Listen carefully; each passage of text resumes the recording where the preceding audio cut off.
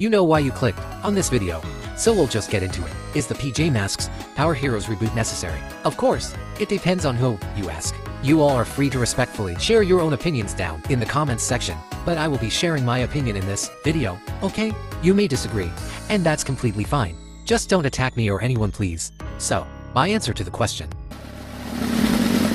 Now, wait, don't throw the tomatoes at me yet. At least let me explain myself first. Now, there are things I genuinely like about this new reboot, but they are quite few and far between. Like some episodes here that genuinely captivate me, like Romeo Vision, my favorite episode of this entire series. Another thing I also like are the new locations introduced here, like Planet Glue and Ice World. That's about all I like about this season. And now I shall move on to why I don't think this reboot is necessary at all. I understand that if a show wishes to run for a long time, they will have to make a reboot for multiple reasons, one of which are to help the show keep up with what appeals modern audiences for bigger profits and revenue. But then again, there are numerous cases where the original show still shines brighter than the reboot due to writing problems, and unfortunately this is the case here. In my opinion, this reboot doesn't have anything that cannot be achieved in the original show. I get that it's not supposed to deviate too much from the source material, but I feel like it hasn't changed anything at all, and it more or less has the same format, just with new characters and a new HQ. More on that later.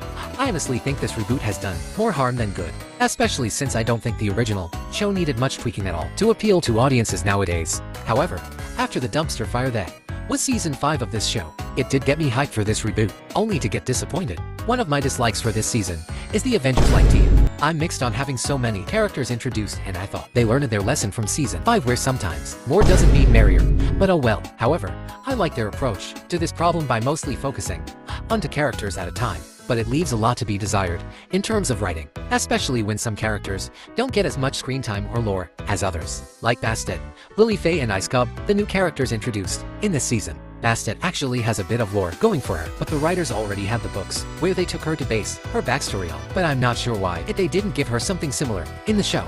Lily Faye and Ice Cub as well have amazing story potential, but their characters are not looked into as much in this season. I've heard from someone on how they should have made it 3 people per mission, and I wholeheartedly agree. It calls back to the original format of the show and allows for more character interactions and dynamic scenes. I can name one episode that handles having a lot of characters surprisingly well, and that's Surprise! Romeo Vision! I'm sorry for bringing it up so much, but it's genuinely such a good episode from this season, at least in my opinion. It had a lot of characters that were utilized in the plot that made sense, and was easy to follow and keep up with in a way in which it didn't feel cluttered. Also, why is Armit theme song here? He's not a power hero. Another thing I dislike about this reboot is the fact that they abandoned the Totem HQ for Space Q. I may be blinded by nostalgia, but I genuinely don't like Space Q. I miss the days when HQ used to actually be a retreat and easily accessible place. Space Q isn't quite practical, in my opinion, because it's not on the ground. You know where most of their adventures take place. I like the fact that the totem pole was so versatile, and they could use it for a variety for different uses, like attacking with furballs, like in the episode PJ Robot vs. Romeo, turning into a spaceship to be able to fly into space, and I'm sure there's a lot more that I'm missing. Moving on. Now this might be a bit of a hot take, but I don't like the new terrible trio redesigns. Okay, you can throw those tomatoes. It's something about the color choices that makes me dislike the designs. I see the vision, just the execution is not that great. It doesn't just apply here, it applies to the whole reboot, I fear. These designs leave a lot to be desired, but they also kinda make sense too, in a way. Like showing Luna is better at using her magic now, and Romeo having technological elements in his designs as he grows more capable of handling said technology. Honestly, I think if the 3 main villains get redesigned, then shouldn't the 3 main heroes get redesigned too? I know their designs are iconic, but so are the villains' designs too, in my opinion. I personally believe there should be a balance, and the redesigns don't have to be anything drastic at all. Alright, I'm getting ahead of myself here. Moving on. The last reason as to why I personally dislike this season is the writing direction. I already touched on this earlier on the characters segment, but there's more I wish to discuss here. One thing is the handling of the villains. We could have had a Luna redemption arc in the season prior, given the feud she had with her sister, but I have a feeling the writers took a step back and ditched her arc to make way for this reboot. But this is just my theory. In this reboot, they have reverted her back to her villainous ways with no anti-villain moments anymore, which honestly make me sad.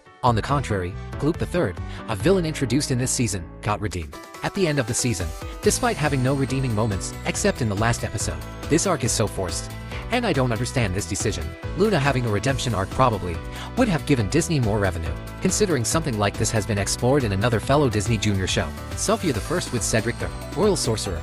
I could yap about him for hours, oh my god. We will probably never see Gloop ever again, making his redemption just meaningless. Given this show's infamous history of axing and abandoning characters, even if we see him again, his whole character leaves a lot to be desired. Sure, he has that whole plotline of conquering galaxies like his predecessors, but he doesn't have much personality other than wanting universe domination. That's Romeo's thing and Pharaoh Boy's problem. Well folks, that's all I have for today's video. Remember, you guys are all entitled to your own opinion and don't have to agree with me.